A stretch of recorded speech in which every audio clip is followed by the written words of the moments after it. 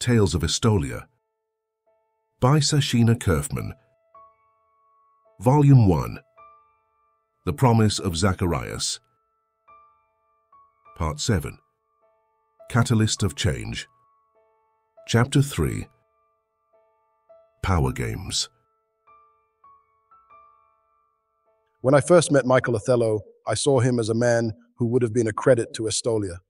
I wished I could turn back the clock and help him to find the woman who could keep his soul. Alas, history has a habit of being littered with the violent scars of what might have been. In the end, the struggles that Othello went through, the love that he lost, brought Violet into the project. Her role has never been lauded properly, but it was always clear to me that the project could not have succeeded without her, not in time to save the planet. Nicodemus Luciano Zacharian. Caris could hear Melody and Brant speaking in the foyer. The conversation was short and shrill. Something about the incomprehensible words made her uneasy. She turned around when the door opened, half afraid that Brant, or even worse Sloane, would be entering the room. But it was just Melody returning. She had a strange expression on her face. She looked like something awful happened. "What's wrong?" Caris asked, stepping towards her. Melody handed her purse to her and then backed away with a look of disgust on her face. "You are Cassandra Taylor-Smythe?" Or Kara Smith for short.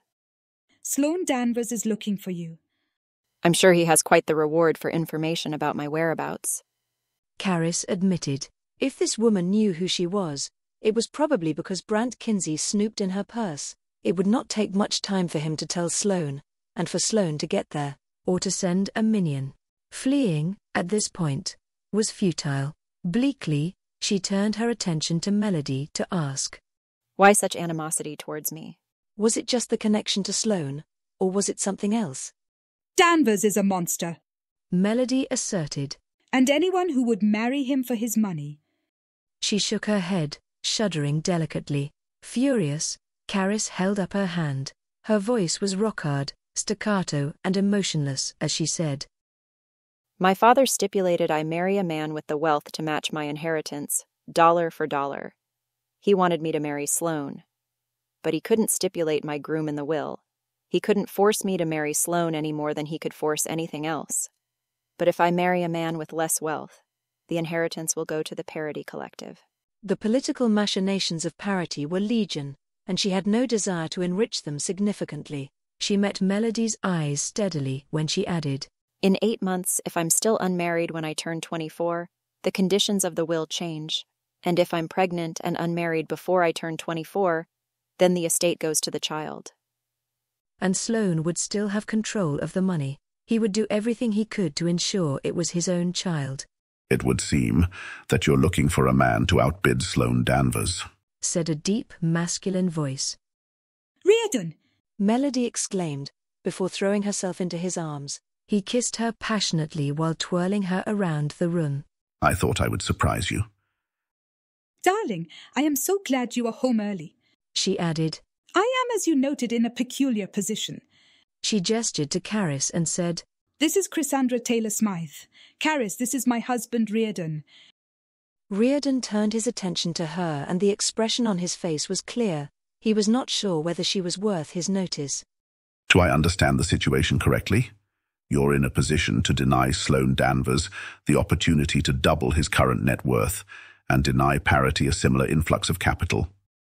"Yes, but if Brant Kinsey has communicated my whereabouts to Sloane, it's already too late." "I think the situation can be redeemed," he said. "Depriving him of that money is, of course, imperative." He looked at his wife with a tender smile, and then bent to kiss her again.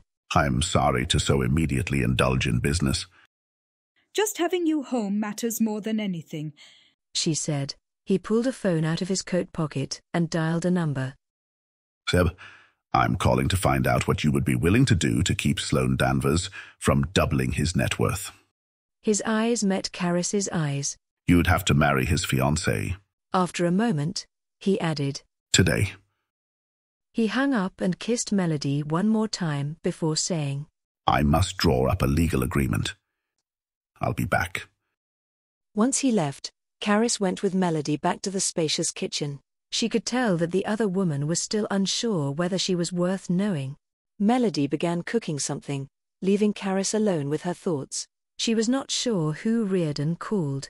Was it possible he called the wealthy financier Sebastiani Zakarian? He was more than capable of meeting the stipulations in the will. She did not know of anyone else in the same financial bracket who was free to marry her, or who would be inclined. The scrape as a plate was set in front of her brought her attention back to where she was. Thank you.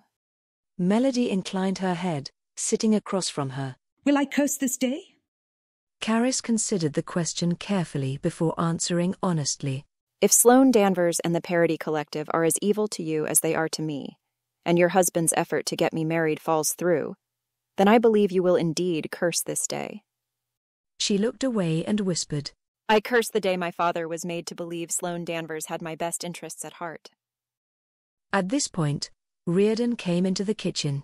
He smiled gently at his wife and said, My dear, it's time for you to put on your other hat. He dropped a piece of paper onto the table in front of Caris, and saluted his wife's mouth briefly with a kiss. You are sure about this? Melody asked. She looked into her husband's eyes anxiously. I'm certain this is the only way. He said. Zeb will be here soon. He caressed her face briefly before turning his attention to Caris.